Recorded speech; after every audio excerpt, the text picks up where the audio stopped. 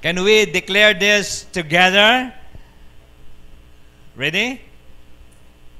Sa 2021, binigyan ako ng Panginoon ng kalusugan. Mayroon din akong hanap buhay. Masaya ang aming pamilya at kami sumasamba at naglilingkod kay Jesus. Purihin ang pangalan niya. Amen. Palapakan po natin ang Panginoon. Ha?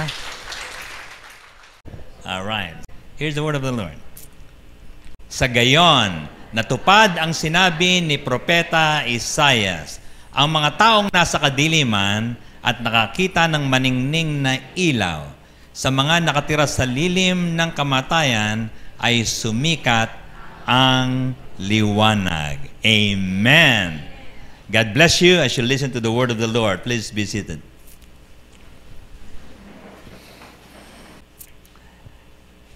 Last year we recognized a very important season in our lives, and that is a season of distinction.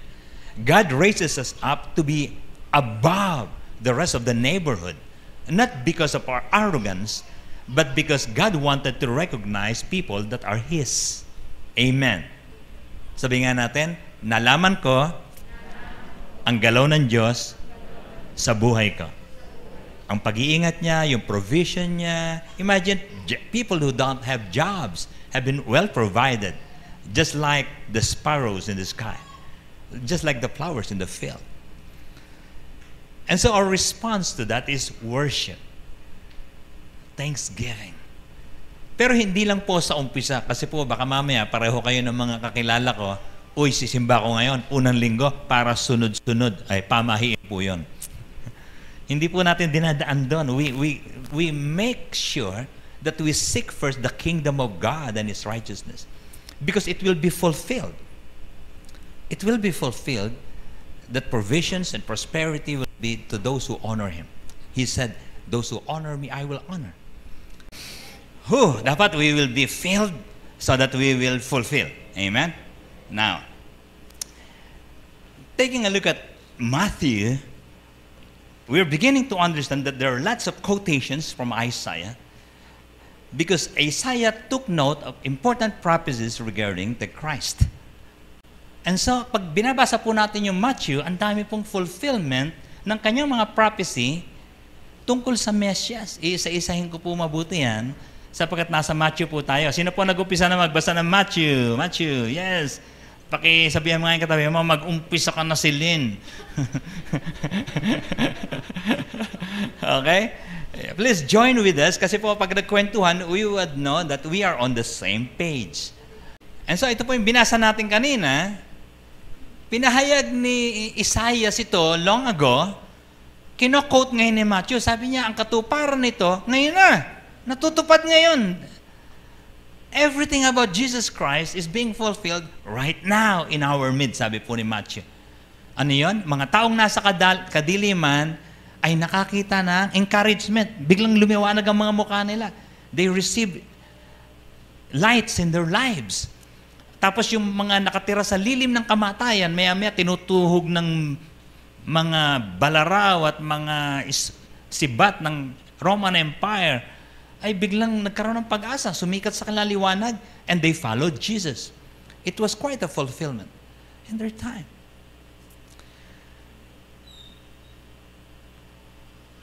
Isa po sa mga inihula nung panahon po ni Isaiah ay magkakaroon ng isang tao na lalakad sa mundo nito, magpapagaling ng maraming karamdaman. It happened during the time of Jesus.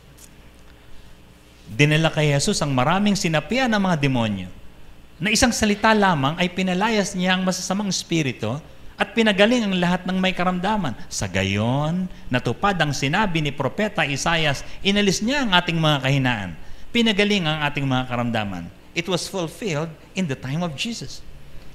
Ganun po pala ang tingin sa mga prophecies. Titingnan niyo po mabuti, kasi po wala na po mga revelation ngayon. Ang dumadating po ngayon, unti-unti, it is the unveiling of all the prophecies. And so, there are many things. Pagdating po kay Mark, Luke, John, iisa-isahin din po natin yan, ang dami rin po mga natupad. Ang pagpapagaling niya, inihula ni Isaiah. It was fulfilled. yung kanyang pangangaral sa mga bansa, hindi lang sa Israel, natupad din. Sa gayon, natupad ang sinabi ng Diyos sa pamamagitan ni Propeta Isaias, narito ang lingkod ko na aking hinirang, ang aking minamahal at lubos na kinalulugdan, ibubuhos ko sa kanya ang aking espiritu at siya ang magpapahayag ng katarungan sa mga bansa. What a fulfillment! Kasi po, sinusugo yung mga propeta, pero merong mga ayaw tulad po ni Jonah, di ba? Pero nangaral din, napilitan. Pero si Jesus, sabi niya, this is my business. This is my mission. It should be fulfilled in my time. Ang ganda po nun, kapag may iniisip kang talata sa buhay mo, dapat matutupad dito. Sa akin. Jesus fulfills speaking in parables.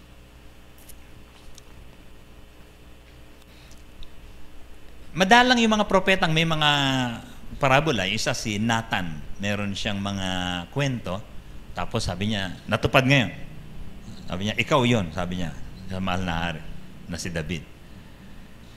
Nagsasalita ako sa kanila sa pamamagitan ng talinhaga, natutupad nga sa kanila ang propesiya ni Isaias na nagsasabi, makinig man kayo ng makinig, hindi kayo makakaunawa kailanman. At tumingin man kayo ng tumingin, hindi kayo makakakita kailanman. Meron po palang, nagtanong po ang mga alagad ng gano'n, Lord, hindi po namin maintindihan, ba't ganito yung kwento po ninyo? Ano po ba ang implikasyon nito? Sabi ni Jesus, kinote niya po yan. Ha? Para yung mga tao, makikinig na makikinig, hindi makakaunawa kailanman. Wow! Tapos maya-maya, bubulungan yung mga alagad, ito ibig sabihin yan. Sana po, ang mga mensaheng nadidinig natin sa araw-araw, sa pagbabasa natin, at sa linggo-linggo nating pag-aaral ng salita ng Diyos, ay hindi po parang talinhaga. Hindi ko maintindihan. Walang dating. Hindi ko maunawaan. Ba't ganun ang sinabi ng pastor?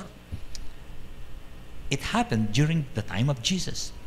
Only a few will understand. Selected few. Kailangan po magkaroon tayo ng kauhawan sa puso natin kasi po baka mamaya ang daming mga ganun sa panahon ngayon. Let me turn you to the other one. Huh? Jesus fulfills proclaiming God's analysis of people's spirituality. Kinuwento ni Jesus yung iniisip ng Diyos tungkol sa mga panahon ni Isaiah. Pero kinuwento ni Jesus sa panahon din niya. Look at this. Sabi niya, mga papagkunwari, tama nga ang sinabi ni Propeta Isaiah tungkol sa inyo. Ang paggalang sa akin ng bayang ito ay pakunwari lamang sapagkat sa bibig at hindi sa puso ito bumubukal. Walang kabuluhan ang kanilang pagsamba. Wow! Gusto niyo po ba pumunta sa church pagkatapos sasabihin sa inyo, walang kwenta yung pagsamba mo kasi hanggang ngayon chismosa ka?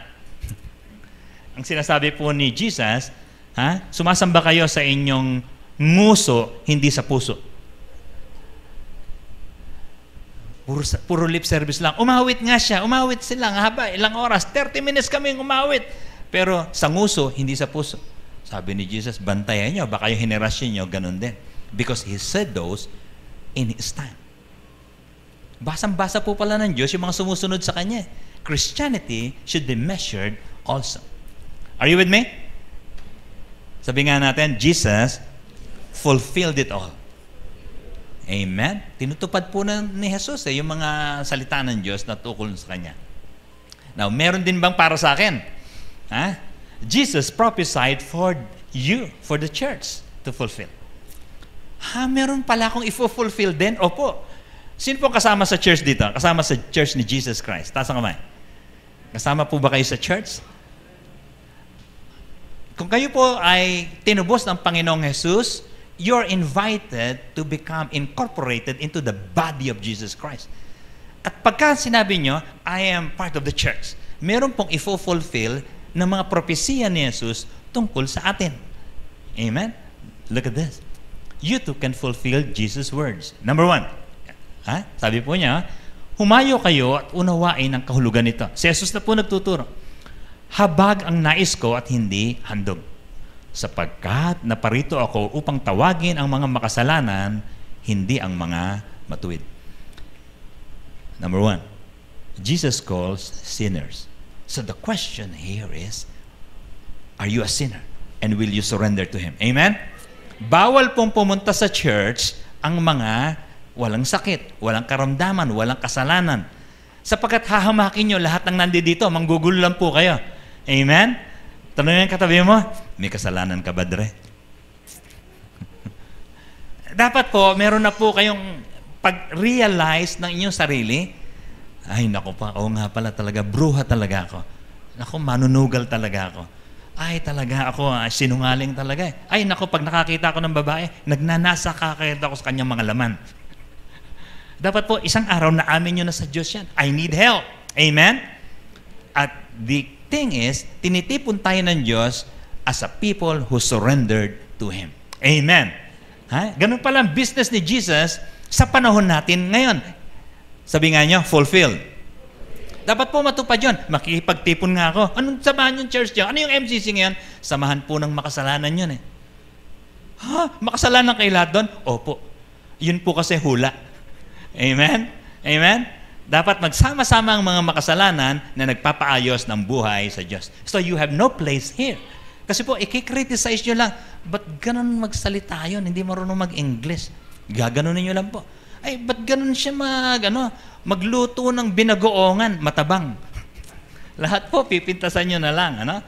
And so, you get to recognize yourself, can I consider myself part of the sinner? And you got to have a sinner friend to bring here. Amen? Baka po lahat ng kaibigan nyo mababait, ha? Sino po sa inyo may sinner friend? Sinner friend. Ayan. Galing. Ha? Sabi mo sa katabi mo, ikaw yung dinala ko rito eh. Alright? Now,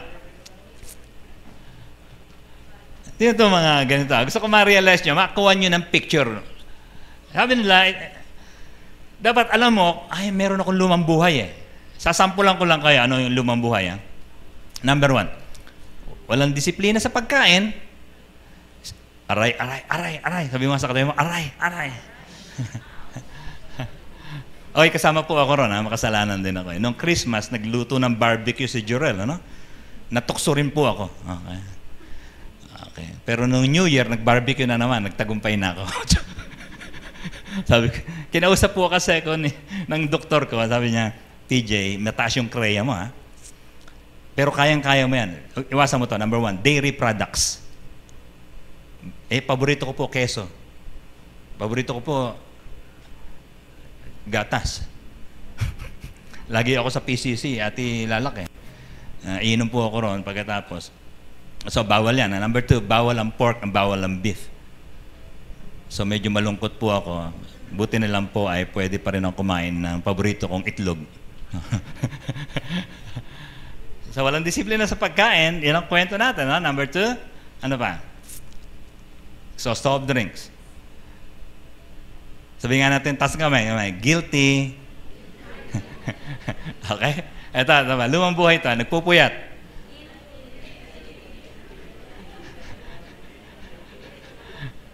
Tanungin katabi mo, anong oras ka natulog kagabi? Ito, trabaho kahit Sunday. Ito masaya. Ang prayer request niya, good health. Sabi nga niya, lumang buhay. Do you understand? Sabi ni Lord, may tama to. Lahat ng mali ginagawa, tapos gusto niya, bigyan ko siya ng good health.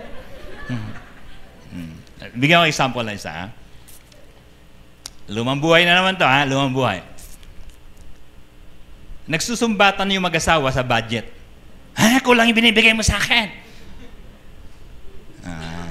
Sabi ng mister naman, magtrabaho ka rin. Tapos nagtitikisa, nag-uusap mga after 3 years. Tapos parinig. Tapos nagpapagawin ng uwi para hindi makita mister. Tapos ang prayer request, world peace. Kalabitin mo nga yung katawan, sabi na, panis na yung style mo, tigilan mo na yan. Naunawaan niyo po ba ito? Ang binibigay po sa atin ng Diyos dito sa church, wisdom. You will be filled with God's knowledge so that you have the right prayer request. you have to correct your life. May gumpanin po kayo eh. Huwag mo sasabihin, pinagpasa Diyos ko na itong buhay ko. Sa kayong relasyon namin mag-asawa, pinagpasa Diyos ko na. Tapos sabihin ni Lord, excuse me, my kingdom come, my will be done in your life. Meron pong utos eh. May atas sa pangkaharian. Let me give you another line. Lumang buhay, ha? Lumang buhay. Kasama ko pa ba kayo rito? Walang devotion. Titigan mo nga na masama yung katabi mo. Sabi niya, macho tayo, macho. Alright? Ayaw ng cell group. Okay? Ayoko yung leader namin. Bruha. Okay? Lukewarm sa church. Pag tinanong, lagi ko naman naalala si Lord. Okay? Ang prayer request ito, more blessings. Kukontrahin niya lahat, tapos sasabihin niya, sana Lord, i-bless mo ako ha, kahit nasira ulo ko. Ganun po yung sinasabi natin. Lumang buhay. Amen? Sabihin nga natin ito, Lord, iiwanan ko na ang lumang buhay. Amen? Pero the Lord is very gracious to us. He helps us. Pero gusto po ng Panginoon Diyos, nag-grow up din tayo. We have to grow up and learn wisdom. Amen? Huh? Imagine, dakdakan mo ng dakdakan yung asawa mo, lalayasan ka niyan. Tapos sasabihin mo, peace. Ay, nako. Alright? Look at this, ha? Tingnan ito, ha? Nakikita ko tayo, 100 times more blessings in 2022. Dami po mga poster na ganyan. More blessings, Lord! More blessings, Lord! Tanong ko lang, ha? What's wrong with our wishes? Baka po kasi, hindi pa kayo tumawid ng tama eh. Kailangan po, may pasasalamat muna. Hindi pa tayo nagpapasalamat eh. Sasabihin ni Lord, oy, kulang yata yung binigay ko sa kanila. Hindi nagpasalamat. Tapos baka may spirit po ng greed. Baka mayroong self-centeredness. Ako.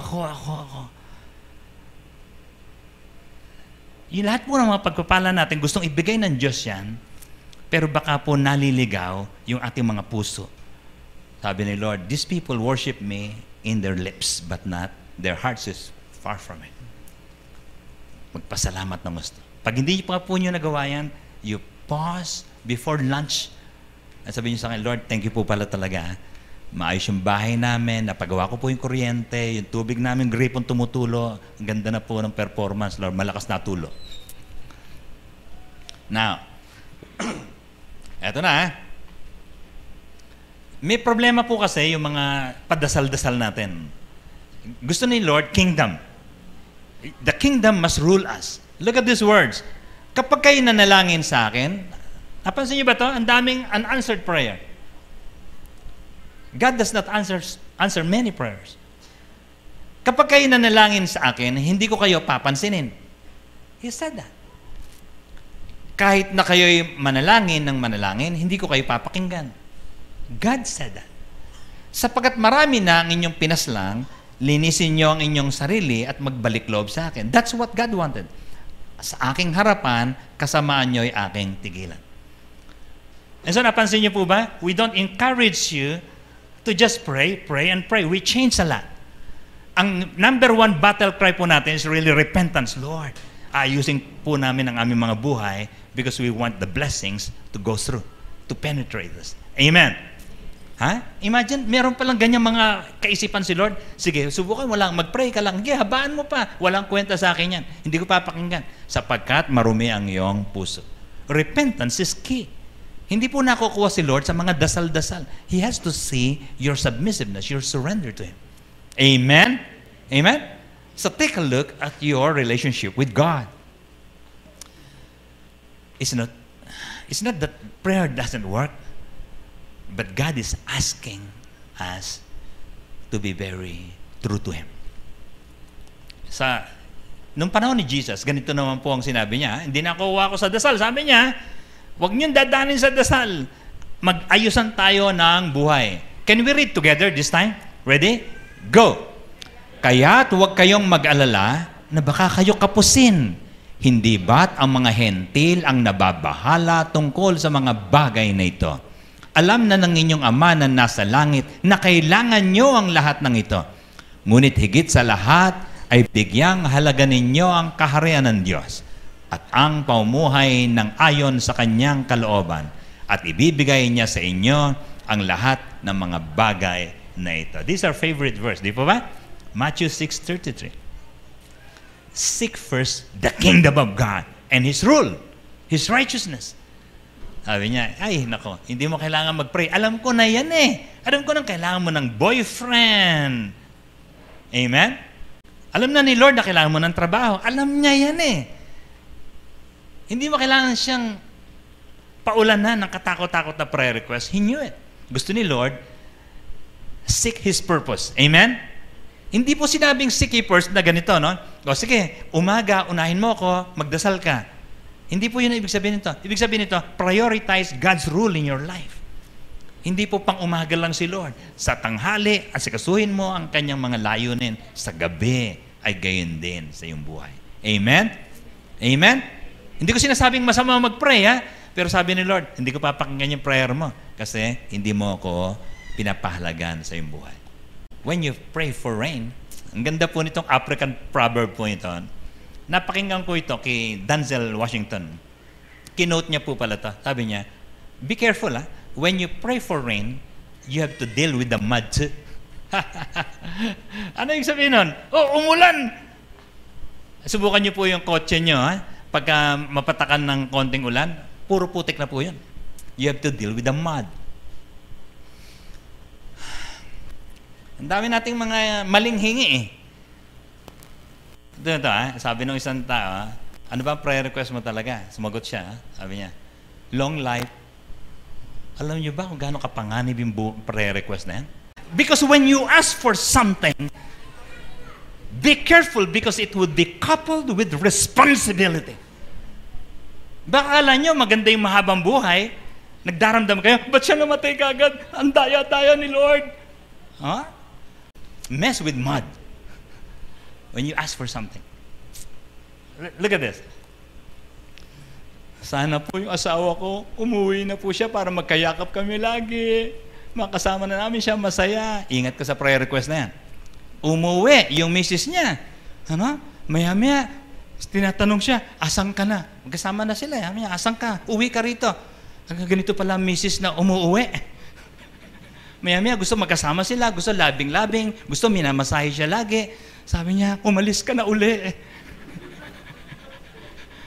Be careful with your prayer request. Are you with me? Ito, nakakatawa ito. Sabi niya,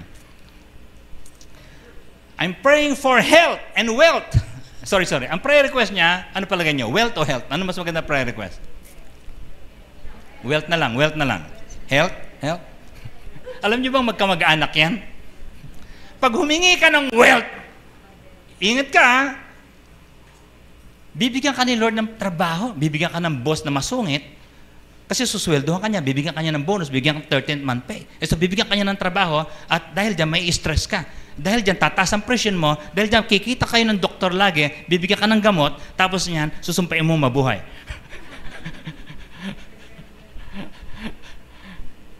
When you ask for rain, you will deal with mud too. Are you with me? Look at this. Ano prayer request niya? Lord, gusto ko pong maging Christian. Gusto ko puro sa MCC. Ingat kayo sa prayer request na yan. Pag nakasagpo niyo itong cell leader na to, malupit ho yan. Maya-maya po, tinetext kayo niyan. Nag-devotion ka na ba? Ang hirap po pala maging disciple. Ang hirap po pala maging Christian. Sabi mo sa katabi mo, ayoko na ng Christian. Magbabasa ka ng Bible, tatanungin ka kung nag-grow ka, kung meron ka ng disciple. It's responsibility. Amen? Sabi mo nga sa katabi mo, ano kaya tinuturo ni pastor, wag na lang mag-pray? Ibig sabihin lang po nito, meron po pala talaga, baka hindi po nyo naisipan, sitting right there, Sunday after Sunday, you will be filled with the vision of the Lord. With the instructions of the Lord, there's something that has to be fulfilled in your life. There is a responsibility attached to becoming a child of God. Amen? Amen? Now, ito na. Ito pangalawa. Kanina po, tinawag tayo bilang mga makasalanan, kahit mali-mali mga prayer natin, pero just surrender. Kasi po, ipapadisciple tayo kay Lord. Kasi po, mali nga po lahat makasalanan tayo. Pero this time also, Jesus calls you to change. Will you respond? Amen? So, tinawag ka ritong makasalanan, you will never need to remain a sinner. Mag-i-improve po tayo. We would have to align with the promises, with the vision, with the commands of God. Now, look at the illustration of Jesus. Sinusundan ko lang po yung Matthew 9 ngayon. Wika po niya, walang nagtatagpi ng bagong tela sa isang lumang kasuotan. Notice the words, bago, luma. Hindi pwedeng mag-match yan kahit kailan, sabi niya. Wala ring nagsasalin ng bagong alak sa lumang sisidlang balat. Kapag ganoon ang ginawa, puputok ang balat, matatapon ang alak, at mawawasak ang sisidlan. Sa halip, isinasalin ang bagong alak sa bagong sisidlang balat, at sa gayon, kapwa ito nagtatagal. Sabi nga natin, dapat parehong bago. Amen? Bago yung alak, bago yung sisidlan. Bago yung Holy Spirit, bago yung iyong puso. Or else, sasabog tayo. Amen? Hindi po pwedeng, kailangan ko ang Diyos sa aking buhay, may bago siyang galaw. Pagkatapos, lumang ugali. Something must be changed. And so change is inevitable when you are in MCC, when you are in the work of God. Lahat ay nagbabago. Did you notice? Yung katawan mo nagbabago. Umamin ka na? Napansin niyo na po ba ito? I just turned 59. Congratulations. And I realized that I'm not getting any younger. I felt some kind of a weakness. Titingnan niyo po yung bag ko, punong-puno po ito ng maintenance. Pero hindi ko maalala kung noong araw, punong-puno ba ng pera yon. Ngayon, sabi ko, asan yung gamot ko rito? Halo-halo naman to. Okay? Tapos mayroong face mask, may face shield, tapos yung misis ko, para wag ako magutom, pinagbabaon ako lagi ng Skyplex.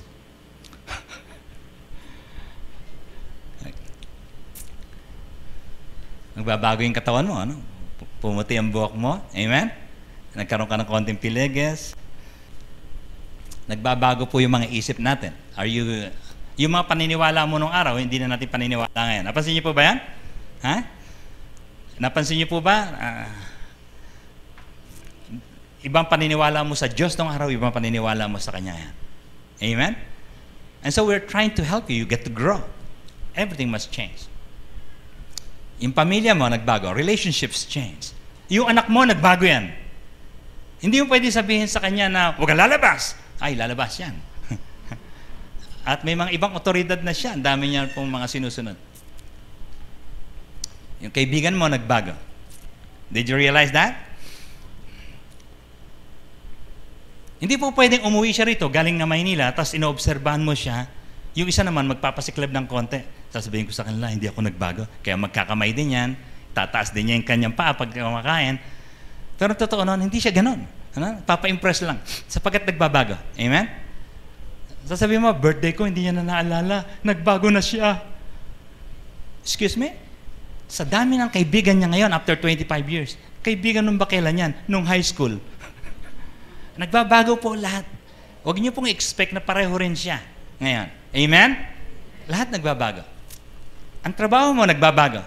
Ngayon, naka-online yung iba, naka-work from home.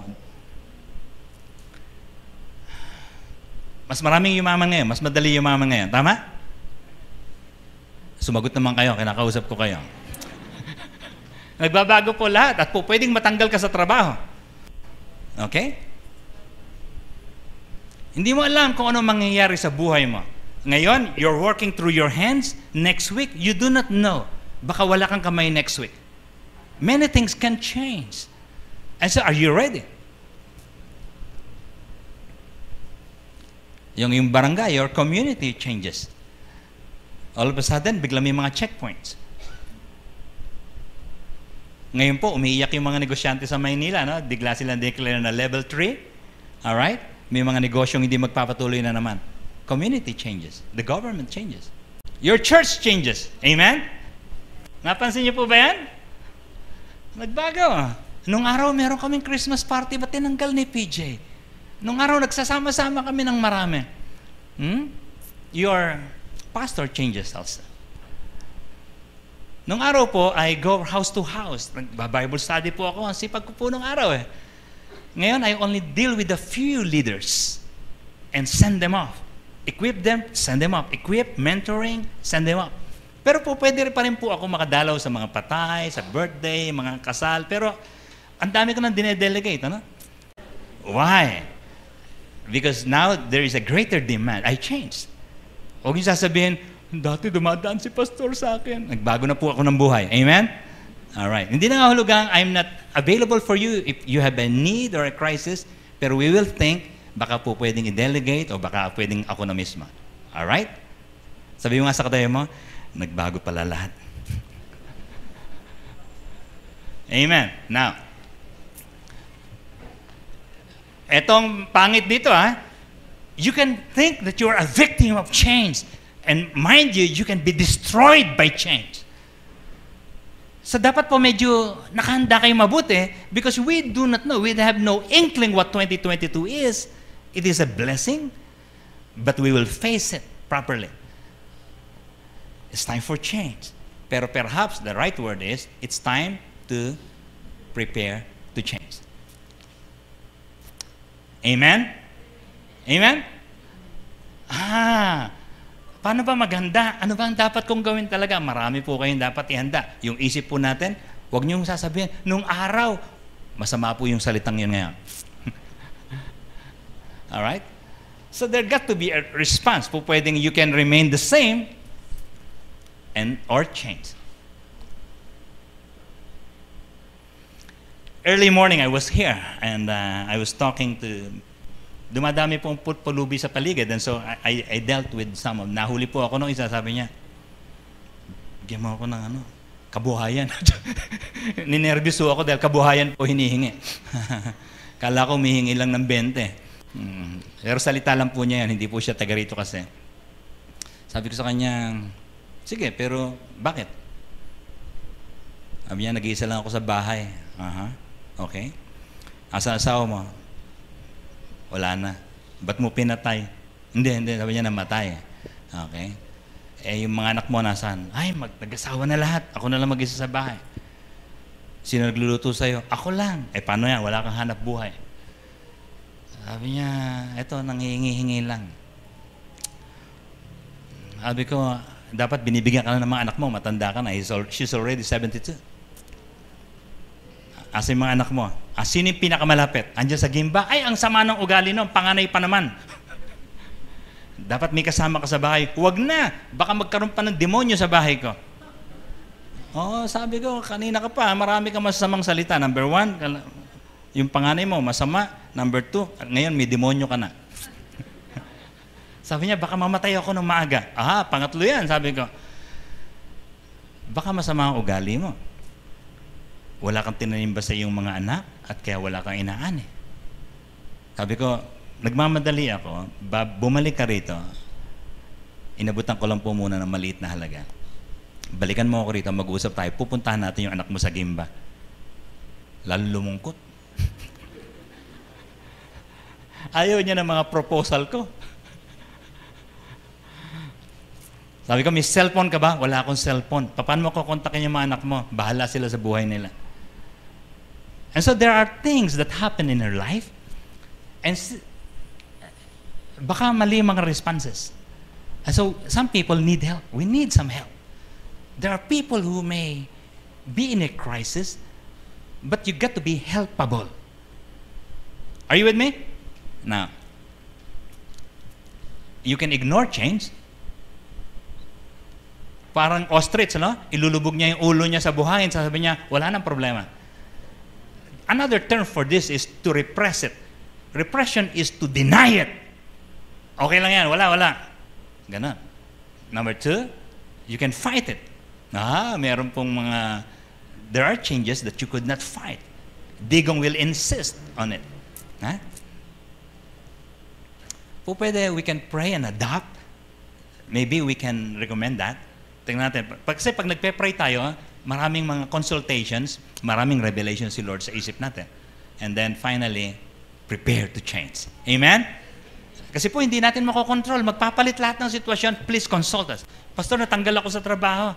Pastor, namatayan po ako. Pastor, yung kalusugan ko ngayon, parang namamayat po ako, nanghihina.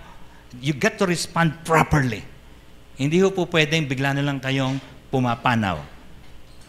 Sabi mo nga sa katabi mo, bago ka pumanaw, sabihan mo ko. You get to respond properly. Are you with me? Si Jesus po nagsabi nito, ha? Sabi niya, maraming galawan Diyos sa mundong ito, minsan ako may pakana. Baka mamaya maiwan po tayo ng milya-milya. The Holy Spirit is the new wine and the presence of God in our lives. Kailangan po, anong response natin dyan? We have to have a new heart, a vessel submissive to the gospel of the kingdom. Kaya po, ang Biblia pala, punong-puno ng aral. Tinuturuan tayo how to respond to change. Kasi po, ang Diyos po, ang daming propesya, at hindi pwede sabihin, hindi, Lord, wag ka munang darating. Hindi pwede sabihin yun.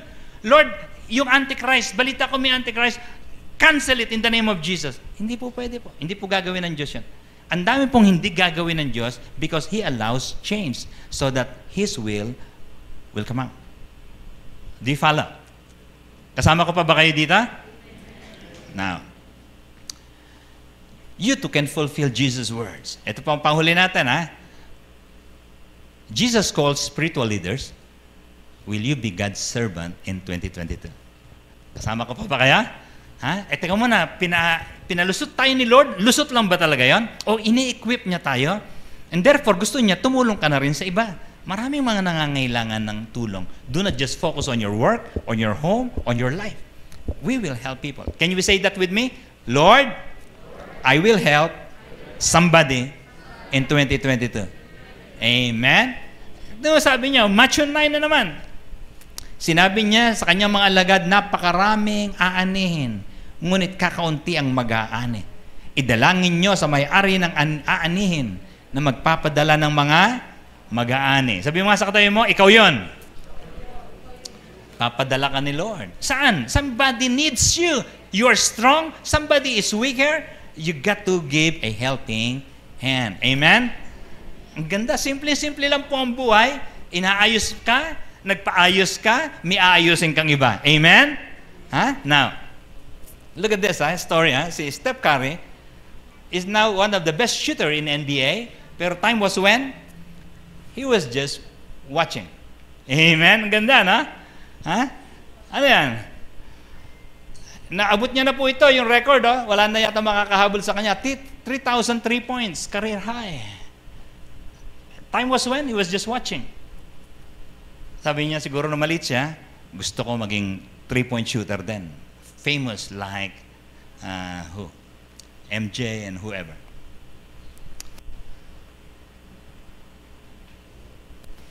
Expose yourself to your goals. Amen? Merong palang gusto na si Lord na binigay sa iyo DNA. Dapat, kung meron kang pangarap, expose yourself. Kinokontra nila ako, iwanan mo yung mga kumukontra sa iyo. Ano? Lumayo ka muna sa biyanan mo, maghanap ka ng apartment where you can develop your goals and your targets. Ang kita niyo ba itong picture na to? Si LeBron James when he was young. LeBron now. Somebody made this analysis, 6,752 days from birth till he was drafted. Ano ginagawa niya? He's just dreaming. Gusto ko maging NBA star. Then another 6,752 days from being drafted till today. December 21 at least.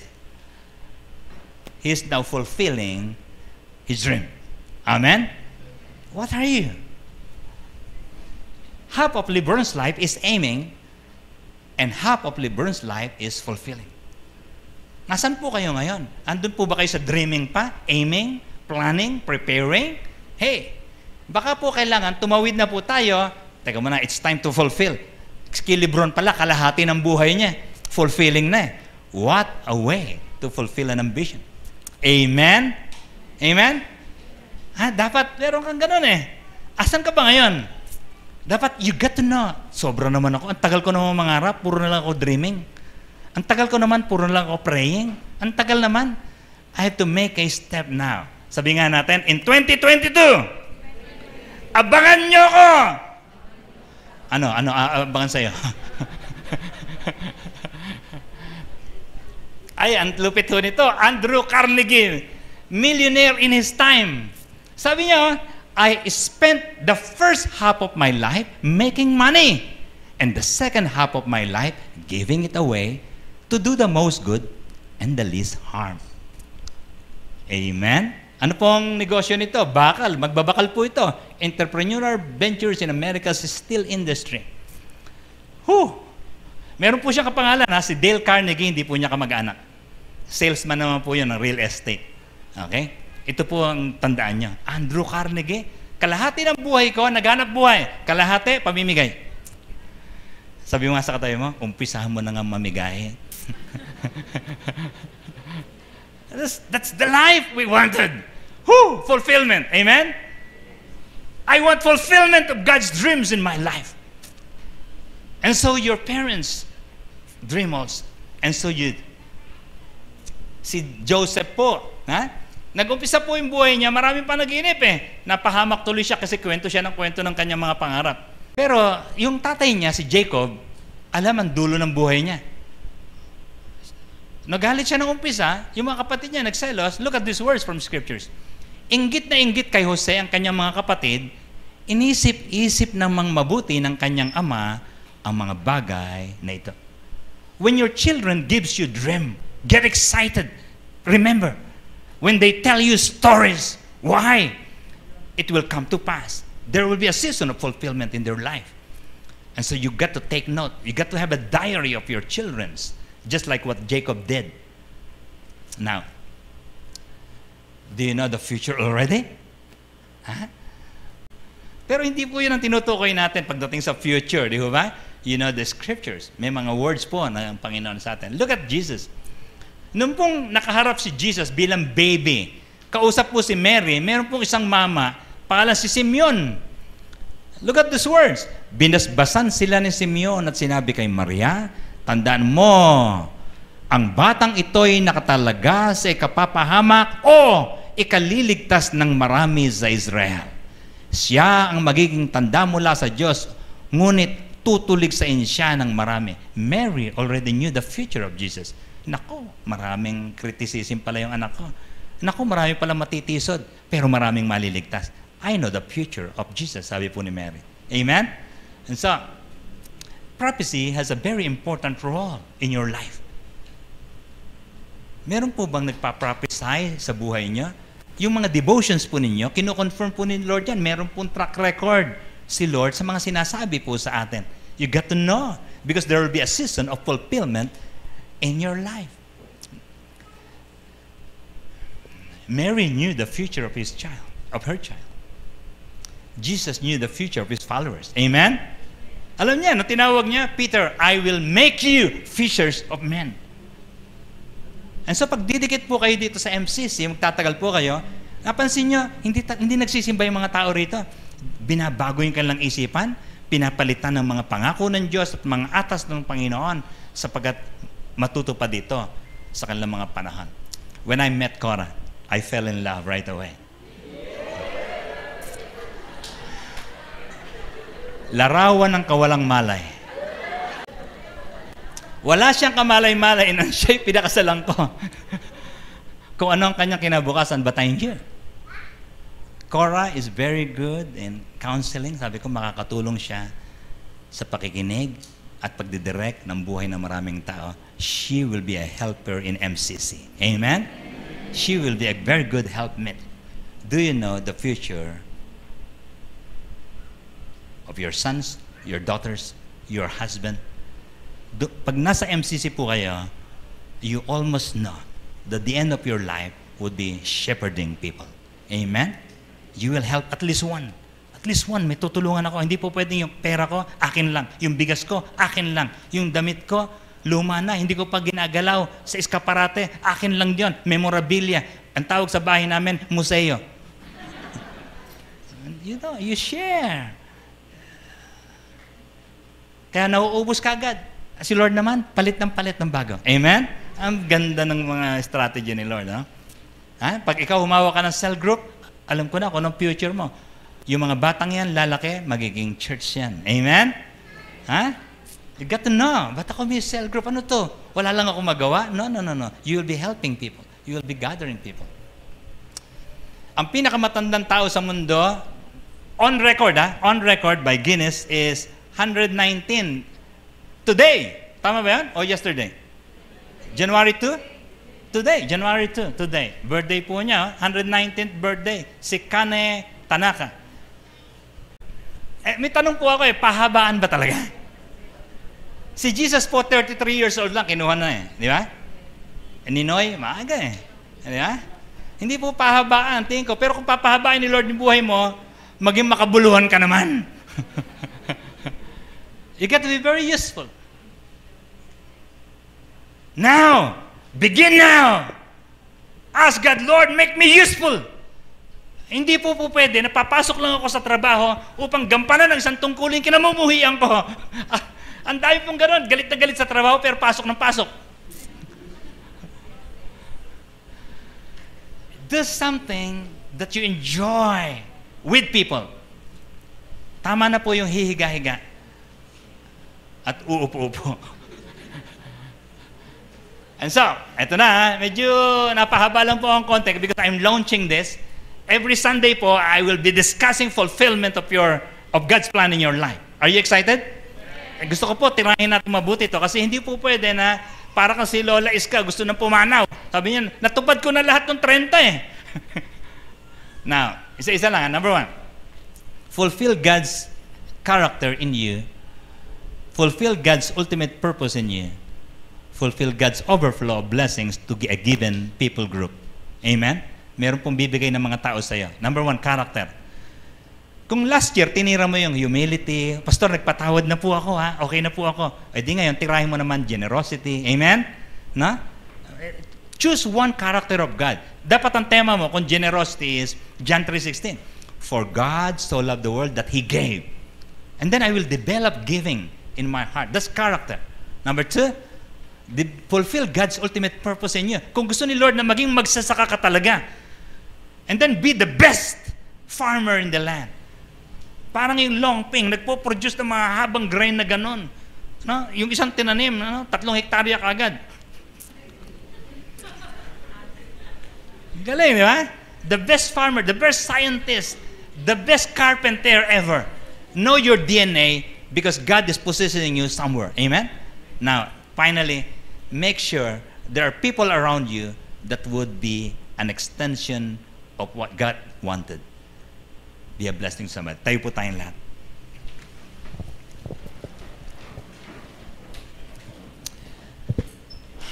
I will not apologize if we have extended a little bit, but I want you to think through. Lord, huwag mong sayangin yung buhay ko. Ayoko pong magsayang ng buhay. Gusto ko pong matupad ang mga hula mo para sa akin. What is it, Lord? Lord, give me the word. Give me the word, Lord. Let it be fulfilled today. Come on, speak to the Lord. Hawakan natin ating mga puso. Come on. Lord, fill my heart with your instructions. Give me my assignment. I don't want to miss it. I don't want just long life, Lord. I want a fulfilled life. A life that truly honors you before you return. Come on. Promise God, Lord, I want to read your Bible again. I would like to start over again. I would like to be consistent in my cell, in my church. I want to be instructed well. Lord, let me not miss it. Come on, speak to the Lord. Pagpalain mo, Panginoon, ang mga kapatid kong ito. Uhaw kami, Panginoon. Not only for significance, but we will like to be truly positioned where you wanted us, to be planted where you wanted. Thank you, Lord. Because 2022, uncertain as it may, but we will take on the challenge. We like to face it squarely to honor you. In Jesus' name, amen. God bless you. God bless you.